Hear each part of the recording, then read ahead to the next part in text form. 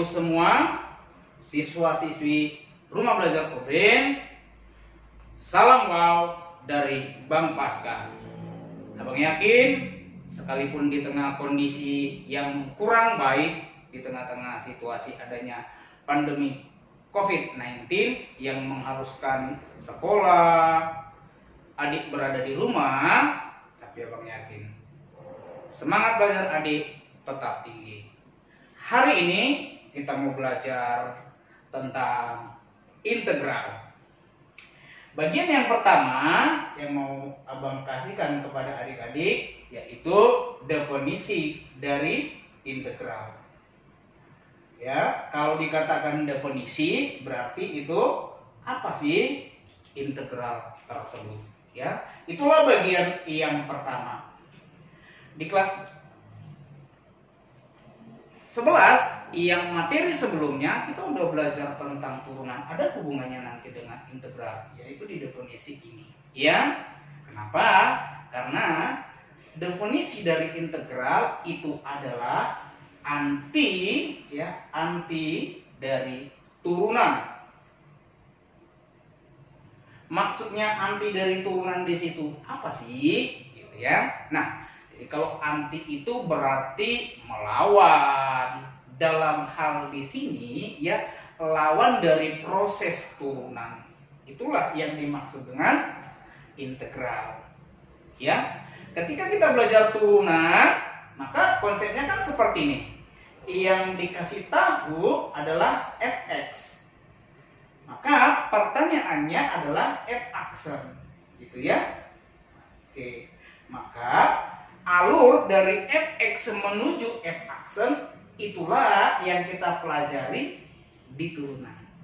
Maka sekarang kita belajar integral, berarti inilah nanti yang dikasih tahu, maka ini yang mau kita cari, gitu loh, ya. Maka kalau tadi panahnya dia ke kanan, maka di sini ke kiri, ya. Maka arah yang inilah yang mau kita pelajari saat ini, gitu ya. Nah, maka ada notasi integral begini nanti bentuknya, ya. Bentuk umum dari integral, gitu. Itu notasinya ya. Berarti kalau integral dari f aksen x ya, dx. Jadi ada notasi ini, kemudian ada notasi dx. Berarti kalau dikatakan dx, maka kita integralkan terhadap x. Ya, maka hasilnya adalah fx. Kira-kira seperti itu. Ya. Ada yang mau ditanya Dek seputar definisi ini? Tentu enggak ada ya. Mantap. Memang kelihatan Dek ya, dari wajahnya wajah-wajah yang cepat nangkap dan lama lupa. Ya. Kira-kira seperti itu. Nah, selanjutnya kita lihat bagian yang kedua. Ya. Bagian yang kedua adalah integral. Abang singkat aja ya. Jadi INT nanti ingat itu kepanjangan dari integral. Tapi kalau nanti bakal lupa nggak usah ngikut-ngikut di sini ya, tulis saja integral. Jadi integral tak tentu gitu ya. Oke. Nah, apa sih maksudnya? Kenapa ada istilah integral tak tentu seperti ini? Ya. Nah, kalau dikatakan integral tak tentu namanya juga nggak tentu ya. Berarti belum tuntas sebenarnya hasilnya gitu. Kenapa? Karena berarti fungsinya nanti masih dalam bentuk sesuatu gitu. Ya, sesuatunya seperti apa? Nah, nanti ada abang kasih clue-nya di awal ya. Kata kuncinya biasanya nanti ya pada hasilnya ya, pada hasil itu selalu ada yang namanya apa? Namanya ditambah C. Biasanya di bagian akhir dari pengintegralan. Ya, ini selalu ada. Seperti itu. Ingat ya, sebelum kita masuk ke integral tak tentu, coba Abang ingatkan lagi, seandainya ada fungsi ya, ada fungsi Y sama dengan 2X ditambah 5. Maka turunannya ya, turunan dari Y di aksen itu kan sama dengan apa, Dek? Iya betul, 2 gitu ya. Nah, lantas kalau ada fungsi yang lain Y sama dengan 2X kurang 7, maka ini turunannya apa? Iya betul lagi, 2 lagi. Abang kasih satu lagi. Kalau ada fungsi Y sama dengan 2X ditambah 11. Terus kalau seperti ini turunannya apa? Turunannya 2 juga. Maka kalau dibalik, seandainya ada fungsi ya, fungsi konstan tadi nih, fungsi konstan 2 terus diintegralkan tadi kan begini. Kalau turunannya diintegralkan hasilnya fx. Lantas kalau 2 mau diintegralkan hasilnya apa? Kan ini bisa 2x tambah 5 bisa, 2x kurang 7 bisa, 2x tambah 11 bisa. Lah, masa satu soal hasilnya bisa bermacam-macam? Maka disitulah nanti letak integral tak tentu. Positif 5 minus 7, positif 11-nya masih diwakilkan oleh nilai konstanta ya, C yang belum tahu berapa nilainya. Gitu ya. Oke. Nah, jadi bentuk umumnya nanti D, kalau ada integral dari f aksen x dx, maka hasilnya ini berbentuk ya, berbentuk katakan saja gx ditambah c. Jadi ada notasi c ya, dimana gx tambah c ini nanti inilah yang merupakan si fx tadi gitu loh. Gimana? Ada pertanyaan, Dek? Enggak lagi. Cakep ya. Nah, selanjutnya kita lihat yang ketiga. Ya, yang ketiga untuk rumus dasar ya. Rumus dasar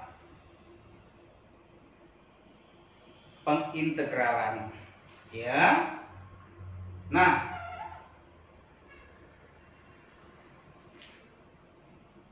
kita lihat. Rumus dari integral itu adalah integral dari A x pangkat n dx. Jadi ya, berarti ini di variabelnya x, A di sini sebagai koefisien, n-nya pangkat ya. Maka kalau nanti seperti ini bentuknya, hasilnya adalah A per n ditambah 1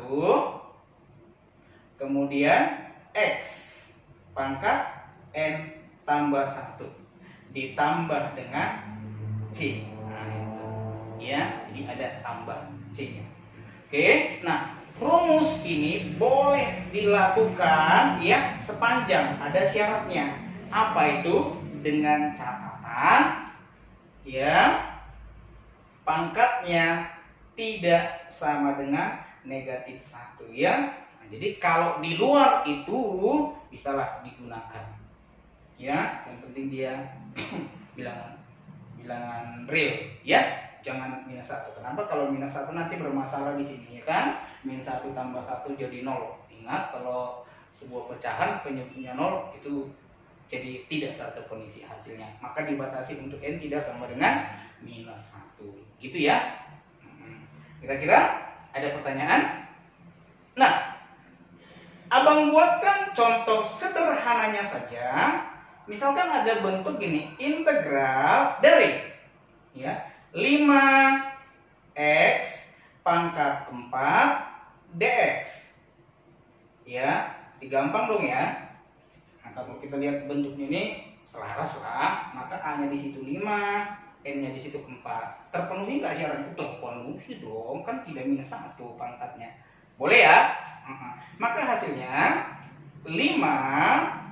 per 4 ditambah 1.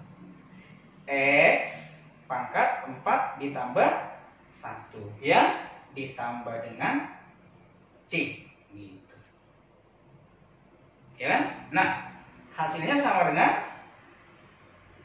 5, ini kan hasil bawahnya 5, berarti 5 per 5 1. X pangkatnya 5 ya, berarti X pangkat 5 ditambah dengan C. Seperti itu. Gimana dek? Paham? Paham jambu lah ya. Iya, di awalnya masih paham jambu, nanti kalau ditonton berulang-ulang pasti jadi paham apel ya. Oke, nah coba mau kasih satu lagi contohnya. Integral dari, misalkan aja ada soalnya gini, 4 per ya, 4 per X pangkat 3 dx nih. Gimana buatnya? Maka kita harus ubah dulu ya. Ingat pelajaran eksponen bisa dong diubah ini jadi bentuk seperti ini. Bisa? Pasti bisa ya. Jadinya integral dari 4 X pangkat, betul, pangkatnya jadi minus ya, minus 3 dx. Bisa dikerjain dengan cara tadi? Tentu bisa ya. Maka hasilnya itu sama dengan integral dari 4 per minus 3 ditambah 1 X pangkat minus 3 ditambah 1 ditambah dengan C. Maka lanjutannya itu jadi berapa? 4 yang di bawah minus 2. 4 dibagi minus 2 hasilnya minus 2. Maaf, ini nggak ada lagi notasi integralnya. Minus 2 X pangkat minus 2 ditambah dengan C. Begitu ya. Nah, kalau mau dicantikkan ya tinggal ngotak-atik sifat dari eksponen saja. Kita mau nyatakan jadi pangkat positif, berarti harus kita ubah menjadi min 2 per X pangkat 2 ditambah dengan C. Gimana dek? Oh, oke, mantap ya. Nah, lantas kalau ada nanti yang untuk yang dilarang ini bagaimana? Oh, itu dikasih ya bentuk tersendiri spesial dia ya. Nah, khusus untuk integral dari A X pangkat min 1 dx. Gitu ya. Atau bentuk lainnya, kalau nanti soalnya berbentuk ini sama aja, A per X dx. Maka hasilnya itu dinyatakan sebagai A logaritma natural, berarti ln X ya ditambah C. Nah, ln itu tetap aja logaritma. Logaritma itu kan numerus itu harus nggak boleh minus ya, harus positif. Maka biar kita pastikan positif, nggak ada salahnya kalau kita kasih ini notasi tanda mutlak. Jadi A ln X ditambah dengan C ya. Jadi spesial untuk min 1 inilah apanya, rumusnya. Oke. So, kalau ada nanti contoh soalnya integral dari misalkan ada 3 per X dx. Ya, kalau kayak gini berarti kan soalnya udah lucu-lucuan ya. Ya terlalu mudah dong. Kita lihat aja nih, A per X jadinya A ln X. Otomatis ini menjadi 3 logaritma natural dari X ya ditambah dengan C. Comel?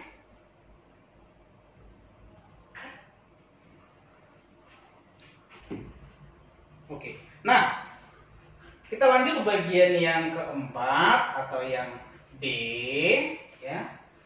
Sifat-sifat dari integral tak tentu ya. Sifat dari integral tak tentu. Nah, bagian yang pertama yaitu integral dari ya K, katakan ini K ya, K dikali F aksen X dx gitu ya. Maka ini sama aja, atau ini gak usah f aksen karena hanya sifat ya. F aksen itu masalah notasi aja, k kali x dx. K nya itu boleh kita buat ke depan ya, k ke depan notasi integral, maka tinggal fx nya aja, fx dx seperti itu ya. Nah kemudian yang kedua, integral dari, kalau ada dua fungsi, katakan aja fx tambah gx ya, ada penjumlahan dua fungsi fx gx. Nah ini diintegralkan terhadap dx seperti ini, maka ini sama dengan integral fx begini ya, fx dx. Jadi fx nya terlebih dahulu kita integralkan, kemudian ditambah lanjut lagi si gx nya ya, gx dx gitu. Begitu juga kalau kurang ya, dia berlaku sifatnya.